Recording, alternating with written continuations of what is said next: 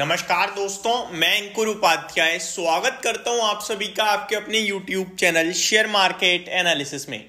यहां आप सभी के साथ डिस्कस करने वाला हूं आप ही का फेवरेट स्टॉक इरेडा की बात की जाए तो आज ये 150 रुपए के पास पहुंच गया है और again lower circuit around 180 rupees से डेली मैं इस पे दिन के दौरान एक वीडियो शूट कर रहा हूं और डेली लोअर सर्किट लग रहा है। इनफैक्ट 200 रुपए के पास से ही लोअर सर्किट लगना शुरू हुआ। जब कमेंट्स आना शुरू हुए तो मैंने वीडियो अगेन बनाना शुरू करी।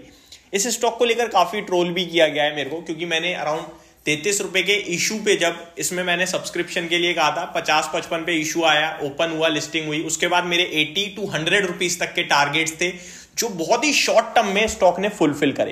एंड उसके बाद से मैंने कहा कि फ्रेश एंट्री का मतलब नहीं बनता है यहाँ पे।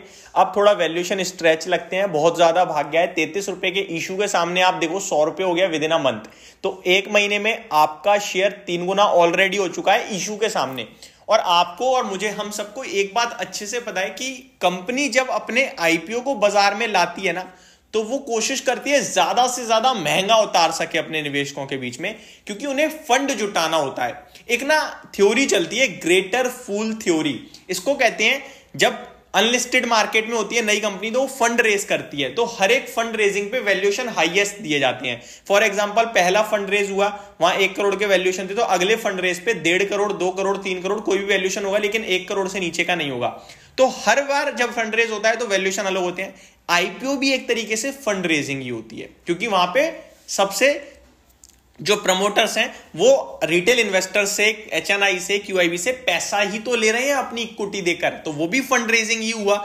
और जब आईपीओ आता है उसे कहा जाता है सबसे बड़ा वाला फूल, यानी कि अब ये हाईएस्ट लेवल है फंड रेजिंग का। इसके बाद फंड रेजिंग जो है वो इक्विटी मार्केट में ही होती रहेगी, कोई आप डायरेक्ट इन्वेस्टर नहीं ढूंढोगे।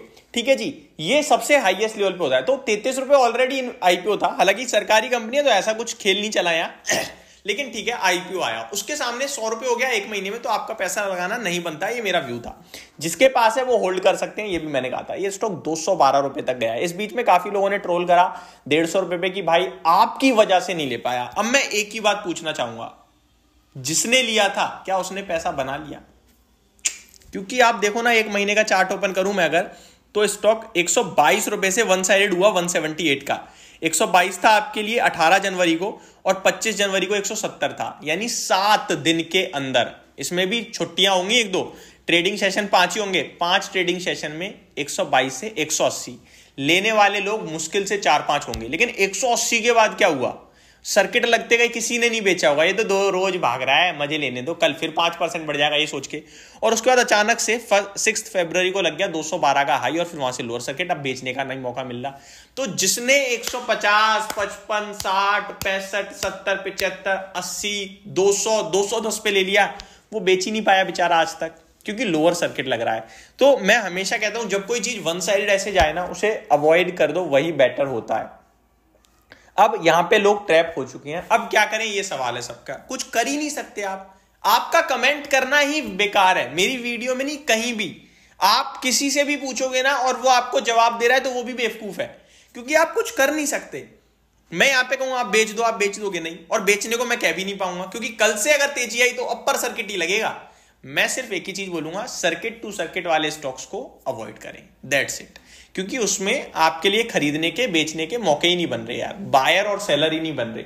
हम लिक्विड मार्केट में पैसा लगाते हैं, स्टॉक मार्केट को लिक्विड मार्केट कहा जाता है, यहां लिक्विडिटी बहुत है, खरीद और बेचने वाले बहुत हैं। हम रियल एस्टेट को, फिजिकल को इलिक्विड मार्केट कहते हैं, क्योंकि वहां पे बायर सेलर हर समय नहीं मिलता है। आज आप प्रॉपर्टी बेचने जाओ, जाने कब बिकेगी, 1 महीने, 2 महीने, 3 महीने, ठीक है।